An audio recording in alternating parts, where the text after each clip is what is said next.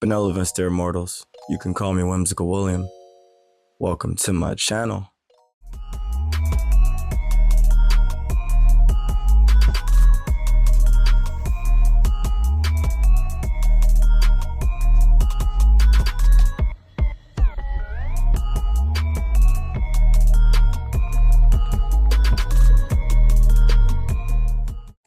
Alright, so I decided for the month of March, I am going to read my backlog, like just everything on my shelf that I'm unsure about, I don't know if I want, but I also haven't tried, so I don't know if I want to sell it or keep it.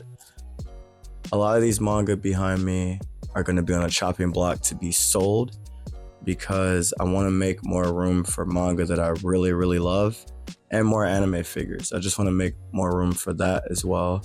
And any other new hobbies that I decide to enjoy. Can't have manga take up my entire space. I mean, I can, but I don't want to. It could take up this whole wall, which is fine, but like the entire apartment? Nah. With that being said, I had this manga for a while that was given to me, and I was unsure about it. I'm probably gonna sell it. But hear me out.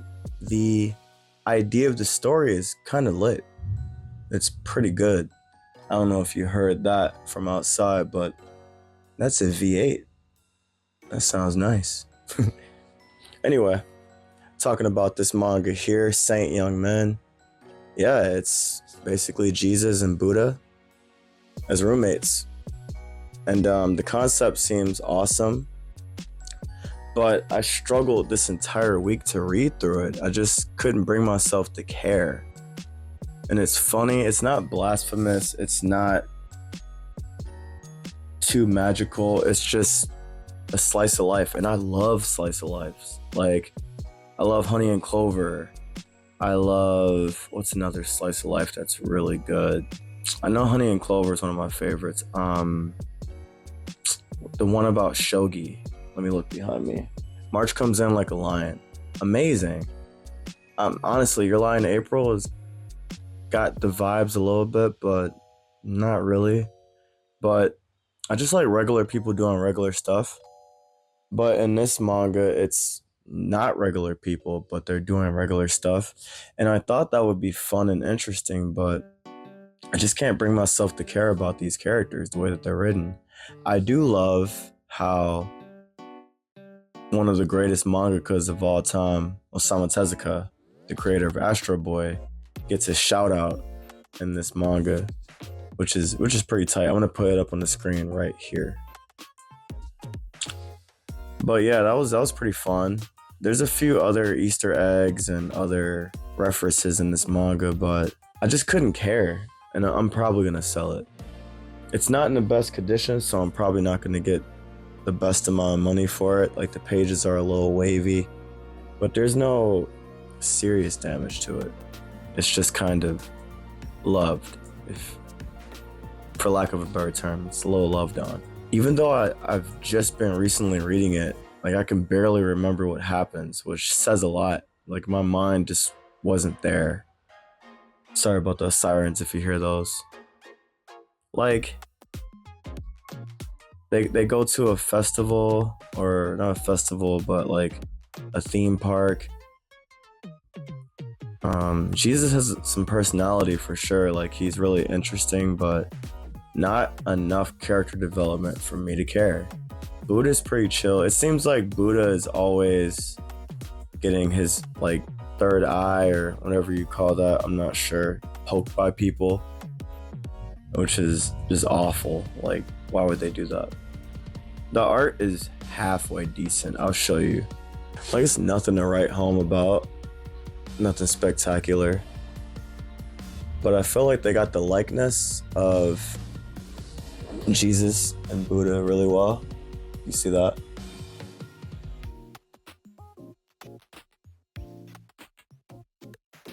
So yeah, like, this isn't gonna be a long video because I just don't have much to say. Like, there's two extraordinary beings doing ordinary things, and I can't bring myself to care. But you might enjoy this manga.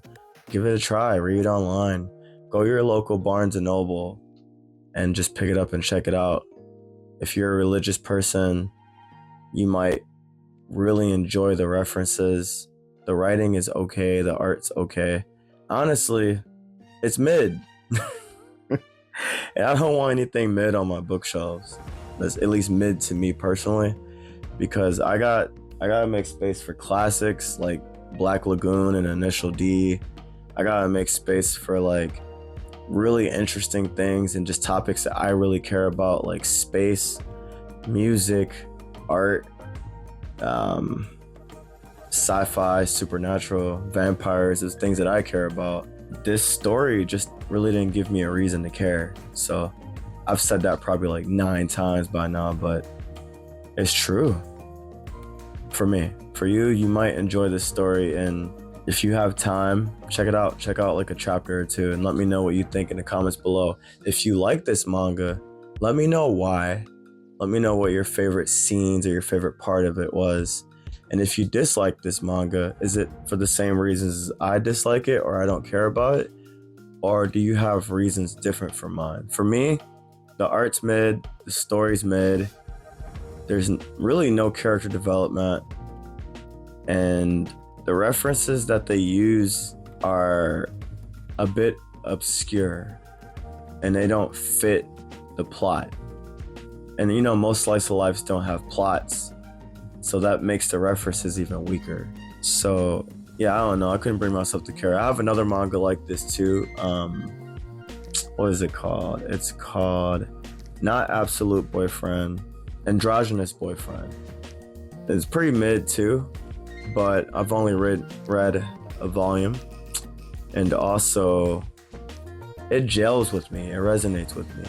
Like, I'm also that androgynous boyfriend, so I'll keep it in my collection just for that. But this manga doesn't resonate with me at all, and I thought it would be funnier, and it's really not to me. With all that being said, thank you so much for checking out all my videos. Thank you for subscribing if you have, and if you haven't, try it out. You might like it. That being said, I'll see you in the next video. I'll be talking about random mangas, and I might switch it up and make a video about something else different. I think I got a lot of figures coming in this month, so that'd be really fun to showcase and talk about. And to break up the monotony, because a lot of these mangas are probably going to be mid, I might get surprised and they might be amazing, and I might have to keep it. Because if all my mangas are like top tier, I just can't see myself getting rid of it. But if it's something that doesn't move my heart, if it doesn't bring me joy, it's gotta go. Get out of here. Peace.